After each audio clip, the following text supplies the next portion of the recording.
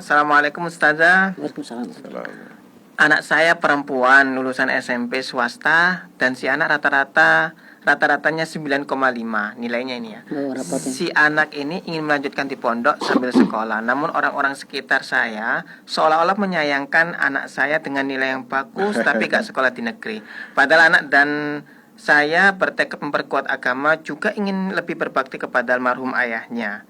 Alhamdulillah anak saya sudah saya daftarkan di pondok. Apa yang bisa saya lakukan dengan kondisi lingkungan yang demikian? Iya. Ya. Kalau mau jawaban yang yang gampang gitu ya, tapi sebenarnya itu membuat berpikir atau menggelitik. Itu sebenarnya yang nyekolahkan, yang bayari sekolahnya, pesantrennya, ya begitu ya. Yang kemudian memberi makan sang anak, memberi baju. Kalau kemudian ada masalah, siapa yang membantu? Itu tanggungannya apa ibunya? Kalau kemudian ibunya, apa kata tetangga tadi sebenarnya tidak perlu didengarkan, gitu loh. Tidak perlu didengarkan. Kita itu kita perlu mendengarkan kalau sesuatu itu kebaikan. Tapi kalau kemudian sesuatu itu melemahkan, sesuatu yang negatif, itu langsung filter saja, tidak usah dimasukkan. Karena itu sebenarnya akan mempengaruhi juga cara berpikir kita. Itu sebenarnya ada yang tidak tepat pada pola pikir orang-orang itu tadi, begitu. Tetapi saya ingin menunjukkan yang pertama untuk menguatkan, ya. Jadi ibu lah sebenarnya yang menjadi penanggung jawab dari pendidikan sang anak, bukan tetangga.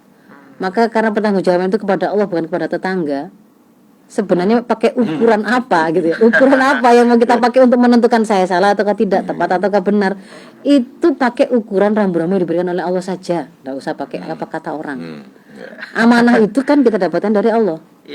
Maka kita akan didik dia, kita akan desain bagaimana pendidikannya itu sesuai dengan sang pemberi amanah itu mengamanahkan kita, anak itu disuruh dijadikan apa. Kalau desain dari yang menciptakan anak kita, yang memberi amanah anak kita, itu satu, anak kita itu harus dicetak untuk jadi ibadullah, atau ada 5, ya kan?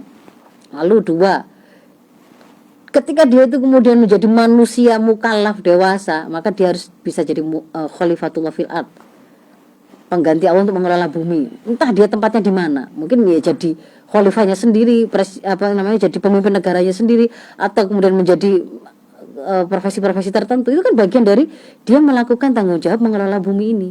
Ada yang jadi insinyur, ada yang jadi mungkin chef, ada yang mungkin jadi montir, ahli kehutanan, ahli perikanan, ahli macam-macam. Kemudian yang ketiga, desain atau visi anak kita, visi generasi yang ditetapkan oleh Islam itu disuruh menjadi generasi tangguh, tidak boleh lemah, harus kuat, gitu kan ya.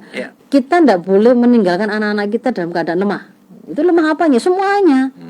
Nggak boleh, harus tangguh itu ya. Tangguh itu pertama itu bangunan ketangguhan itu apa? Justru adalah kesadaran dia akan hubungan dia dengan penciptanya.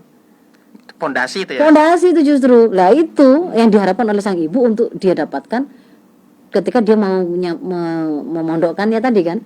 Ya mungkin bisa jadi kalau kemudian dia melihat kurikulum di sekolah umum sudah beliau terpilih, mungkin tidak memenuhi harapan itu, misalnya begitu. Benar. Gitu kan ya. Lalu yang visi yang berikutnya, ini kita nanya amanah, sang pemberi amanah kan, kita disuruh mendesain anak-anak generasi Islam itu sebagai khairu ummah. Ali Imran 110 ya. Kuntum khairu ummah ukhrijat linnas ta'muruna bil ma'ruf wa tanhauna 'anil munkar wa tu'minuna billah. Jadi khairu ummah itu hanya khas, itu atribut untuk orang-orang beriman. Gitu. Kapan dia bisa menjadi khairu ummah? Itu bukan ketika gajinya itu misalkan di atas pendapatan negara-negara maju, atau misalkan gelarnya berada di depan sama di belakang ya. Dan itu kalau di dalam Al-Quran itu tidak disebutkan, itu ukuran khairu ummahnya.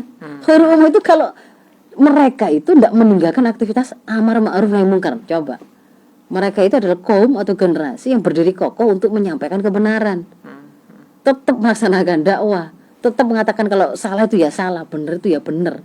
Nggak bisa disuap, nggak bisa diajak kong kali kong untuk melakukan kejahatan. Itu tuh baru khairu ummah. Nah, berarti kan kita menyatanya ke arah sana. Ada sesuatu yang salah ini ya, pada mindset kita kan, pada masyarakat kita secara umum. Kita dibikin untuk menilai baik dan buruk, sukses dan tidak sukses itu dengan ukuran apa yang dimaksudkan di situ. Justru kan ukuran-ukuran sifatnya materi. Ukuran-ukuran sifatnya materi. Yang nggak terkoneksi dengan dunia akhirat, dengan akhirat surga neraka, enggak ada justru. orang tua itu akan merasa sudah sangat bangga, dan tetangganya juga akan melihat, wah hebat ya, anaknya itu wis dadi uang. Nah, dadi uang. Itu ketika dia sudah berhasil menyelesaikan sekolahnya wisuda. Tanpa kemudian orang tua tadi itu mempermasalahkan, ternyata sepanjang dia kuliah tadi itu berapa kali dia tuh zina anaknya. Itu banyak. Terus kalau bagi kita seorang mukmin, kita punya ukuran sendiri.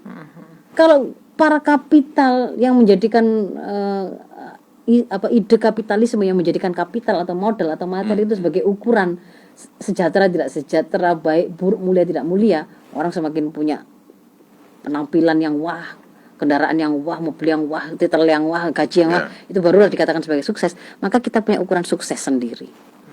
Kita punya ukuran sukses sendiri. Kita itu punya misi penciptaan sendiri, punya visi hidup sendiri gitu.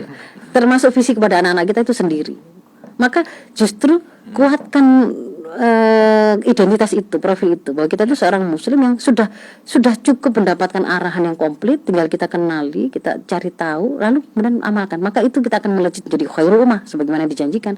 Kita akan menghasilkan generasi-generasi yang tangguh, yang siap untuk mengelola bumi dengan cara baik, bukan seperti hari ini begitu, banyak melakukan kerusakan dan seterusnya. Nah, jadi kepada ibu tadi, jangan pusing apa kata orang, fokus saja, karena sebenarnya ibu apa tanggung jawabnya. Yang menjadi tanggung jawab berikutnya adalah mengenali apa yang harus kemudian saya realisir pada anak saya. Kalau kemudian itu bagaimana merealisirnya, tidak harus kita sebagai guru langsungnya. Jadi kalau kemudian kita mau menghadirkan guru lain atau sekolah-sekolah di dalam kehidupan anak kita, harus difahami itu bagian dari tanggung jawab kita.